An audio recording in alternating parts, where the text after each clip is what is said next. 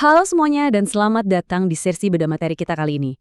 Pernah kebayang nggak sih kalau kita ngomongin pembuat senjata zaman dulu, mungkin yang terlintas di pikiran kita cuma pengrajin tradisional yang nebang kayu lalu dibikin panah. Tapi tunggu dulu, lewat sumber teks kuno yang bakal kita bedah hari ini, khususnya dari bab 11, persepsi itu bakal berubah total. Kita bakal melihat mereka bukan cuma sebagai pengrajin, tapi benar-benar sebagai insinyur taktis yang super brilian. Kita akan bongkar spesifikasi busur kuno bukan sekedar sebagai alat biasa, tapi sebagai sebuah mahakarya rekayasa mekanik tingkat tinggi. Penasaran kan? Yuk langsung aja kita mulai. Nah, sebagai fondasi awal, coba deh kita resapi apa yang dibilang sama Imam Abu Abdillah Muhammad bin Yusuf al-Ikhbari. Beliau ini salah satu otoritas sejarah di bidang ini loh. Beliau bilang, pada dasarnya busur itu dirancang dengan sangat spesifik. Setiap ukuran, mau itu panjang, pendek, tipis, atau tebalnya, itu sama sekali bukan kebetulan. Kutipan ini ngasih tahu kita fakta penting. Di masa lalu, setiap senjata itu memang dibangun khusus untuk memecahkan masalah spesifik di medan tempur. Disesuaikan banget sama siapa yang pakai dan di mana senjata itu bakal dipakai. Keren banget kan? Untuk hari ini, kita punya 4 topik utama buat dibedah. Pertama, desain cerdas busur kuno. Kedua, spesifikasi misi taktis. Ketiga, kita masuk ke senjata kavaleri berkuda. Dan terakhir, ini yang paling seru, duel desain antara mazhab Arab melawan Persia. Oke, kita masuk ke bagian pertama, desain cerdas, anatomi busur kuno. Ibarat mau ngebut di sirkuit, kita kan harus paham dulu nih jeroan mobilnya. Sama kayak gitu, mari kita bedah istilah dasar dari senjata kuno ini. Komponen paling krusial pertama itu namanya albait. Kalau pakai bahasa zaman now, kita biasanya nyebut ini lim atau lengan busur. Albait ini adalah bagian utama dari busur yang melengkung, dan tugas utamanya tuh buat nyimpen energi mekanik pas ditarik. Yang bikin kaget, sumber sejarah kita nyatet kalau albait bagian atas dan bawah itu sering banget dibikin dengan ukuran yang sedikit beda. Kenapa? Biar keseimbangannya benar-benar sempurna pas dipakai. Terus ada lagi yang namanya siah. Siah ini posisinya ada di ujung busur, tempat kita ngaitin talinya. Nah, beda sama albait tadi, siah ini dirancang sangat kaku, alias nggak melengkung sama sekali pas ditarik. Terus apa pentingnya? Gini, dengan ngakalin proporsi antara albait yang lentur dan siah yang kaku, para insinyur kuno ini bisa ngubah total performa senjatanya. Asli, ngubah panjang siah 1 inci aja, itu udah bisa nyulap busur penembak jitu jarak jauh jadi busur serbu jarak dekat. Masuk ke bagian kedua, spesifikasi misi, taktik medan perang. Disinilah teori rekayasa yang tadi kita bahas itu diaplikasikan. Dan jujur, para pembuat busur ini jenius banget. Kalau kita lihat 4 skenario pertempuran ya, mulai dari jarak dekat, jarak jauh, penetrasi baju besi, sampai tembakan lurus, kita bakal sadar kalau setiap skenario itu butuh solusi geometri yang super spesifik. Mereka nggak main pakai satu senjata buat semua kondisi, nggak gitu cara mainnya. Mereka itu bikin semacam loadout taktis khusus, persis kayak kita milih senjata di video game, buat setiap misi yang beda. Mari kita bedah yang senjata jarak dekat dulu nih.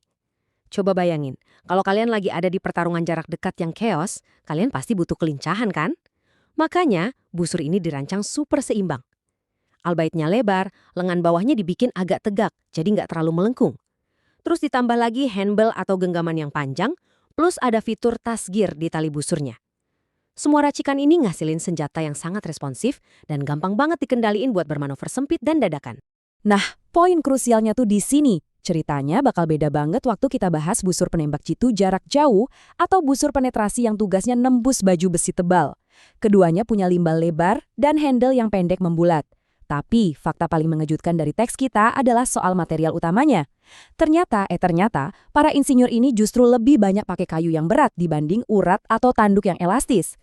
Tujuannya apa? Ya buat memaksimalkan daya dorong absolut dan ngasih hantaman massa paling brutal pas anak panah itu dilepaskan.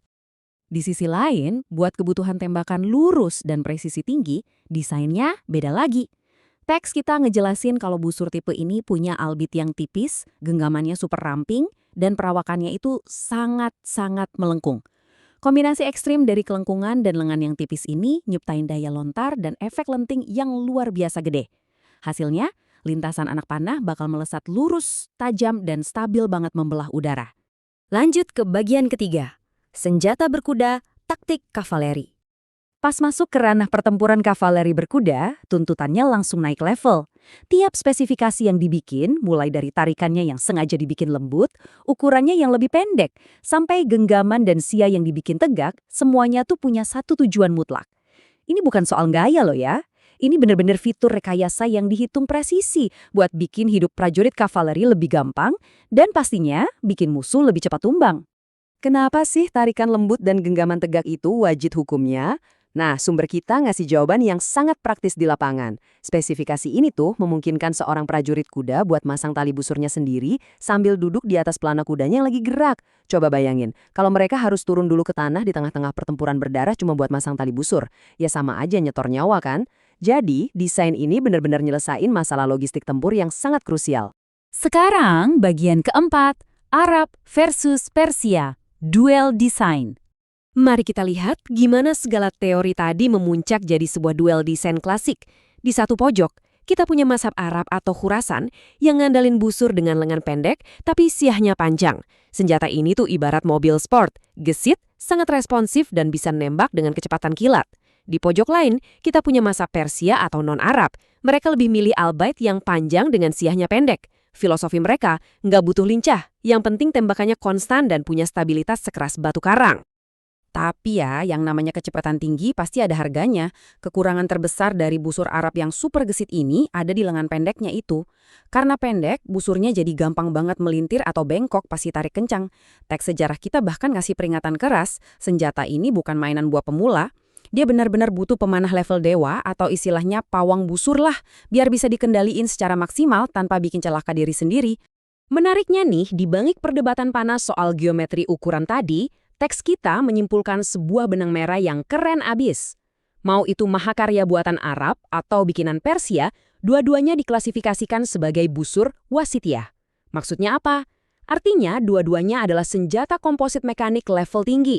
Senjata ini dibangun dari gabungan kayu, tanduk, dan urat yang disatukan secara super presisi buat jadi mesin pegas pemusnah yang mematikan. Nah, dari semua bedah materi kita tadi, kelihatan banget kan kalau leluhur kita tuh nggak pernah bikin sesuatu asal-asalan. Mereka ngerancang senjata dengan spesifikasi mekanik yang sangat-sangat detail buat nyelesain tantangan spesifik. Sekarang, pertanyaannya buat Anda semua. Kalau zaman dulu aja mereka segitu presisinya milih alat tempur, seberapa detail sih Anda memilih dan mengasah alat atau keahlian spesifik buat menaklukkan medan pertempuran di karir dan kehidupan modern Anda hari ini? Coba deh direnungkan. Terima kasih ya sudah ngikutin sesi bedah materi yang seru ini sampai habis. Sampai jumpa di eksplorasi ilmu kita selanjutnya.